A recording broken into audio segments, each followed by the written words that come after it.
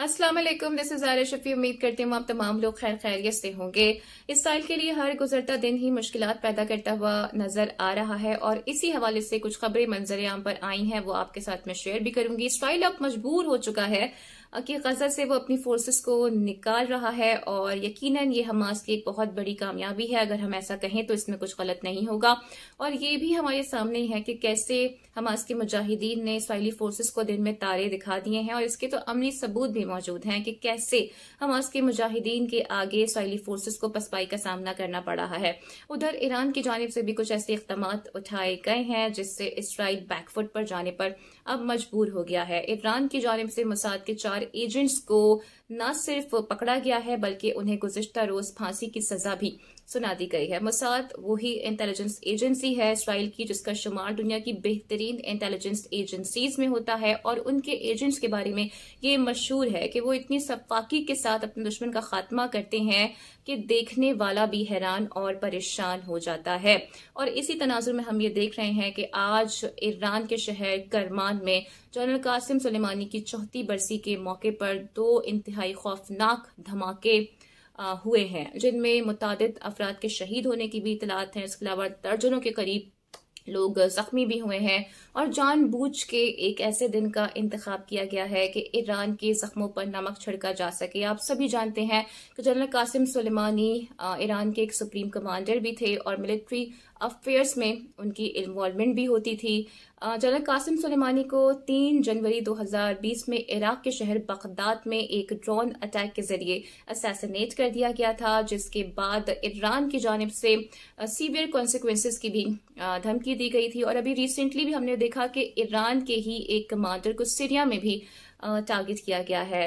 Iran के supreme leader की जानिब से भी स्टेटमेंट सामने आ गया है और उनका ये कहना है कि इस धमाके के ताने बाने इसराइल और उसके नेक्सस से मिलते हैं और उनकी जानिब से ये वार्निंग दी गई है कि इसका खमियाजा तो आपको भुगतना होगा, इसकी प्राइस तो आपको अदा करनी पड़ेगी। और जैसा कि आप ये जानते भी हैं कि ईरान पहले ही रेड सी में अपनी जो नेवी शिप्स हैं उन्हें तैनात कर चुका है और यमन का वो भरपूर साथ भी दे रहा है जो यमन ने ब्लॉकेट कर रखा है रेड सी का। और उसके तनाजुर में हम ये देख भी रहे हैं कि इसराइल को शदीद नुकसान भी पहुंच रहा है। जबकि हमास के एक नाइब कमांडर हैं साले अल अरूरी, उनकी शहादत के बाद अब लग रहा है कि खत्ता मजीद भी जंग की जानिब बढ़ता हुआ नजर आ रहा है। उन्हें लेबनान के शहर बैरूत में एक ड्रोन अटैक के जरिए असैसिनेट कर दिया गया है, जिसके बाद मजीद भी इस जंग में शिद्दत अब महसूस की जा रही है और हमास की जानिब से भी शदीद रद्दअमल का इजहार किया गया है। उन्होंने कहा है कि हम अब किसी किस्म के कोई मुज़ाकरात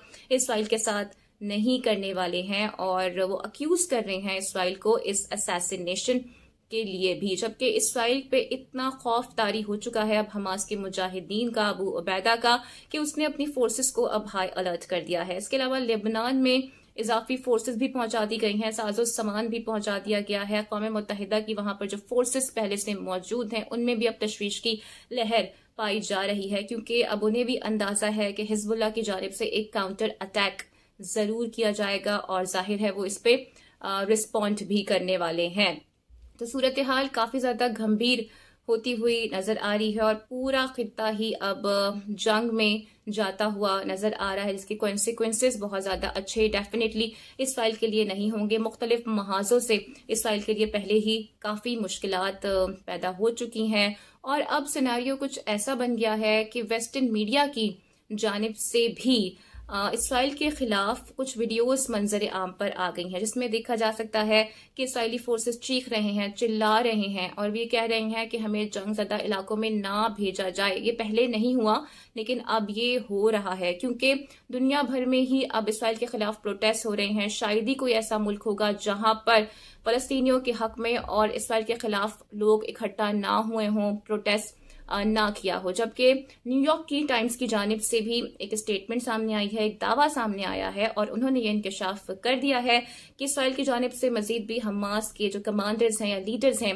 उन्हें निशाना बनाया जाएगा। लेकिन हकीकत इसके बरक्स है और इसराइल की सूरत हाल इंतहाई नाजुक अब नजर आ रही है। आपको पता ही है कि इंटरनेशनल क्रिमिनल कोर्ट में भी साउथ अफ्रीका और साउथ कोरिया जा चुके हैं। And interestingly international criminal court की जानिब से अब नेतन्याहू को तलब कर लिया गया है। उनके खिलाफ अब ट्रायल भी शुरू होने वाला है। तो अनकरीब इसराइल का खात्मा होते हुए हम देखने वाले हैं। इसराइल चाहे जितनी भी मजमूम कार्रवाइयां कर ले, दहशतगर्दी की कितने भी प्लान्स बना ले, लेकिन उसका खात्मा अब हमें नजर आ रहा है। और इंशाल्लाह रहती दुनिया बहुत जल्द ये देखेगी कि इसराइल दुनिया के सामने इबरत का निशान बनने वाला है। उम्मीद करती हूँ कि आज की वीडियो आपको पसंद आई होगी। चैनल को सब्सक्राइब जरूर कीजिएगा, वीडियो को शेयर कीजिएगा, लाइक कीजिएगा, कमेंट कीजिएगा। मैं बारहा आपसे कह रही हूँ कि जितने भी लोग मुझ समेत इसराइल फलस्तीन के मामले पर कंटेंट बना रहे हैं, फलस्तीन के हक में बात कर रहे हैं, उनके कंटेंट को आप शेयर करें, लाइक करें, उन्हें सपोर्ट करें, ताकि मैक्सिमम लोगों तक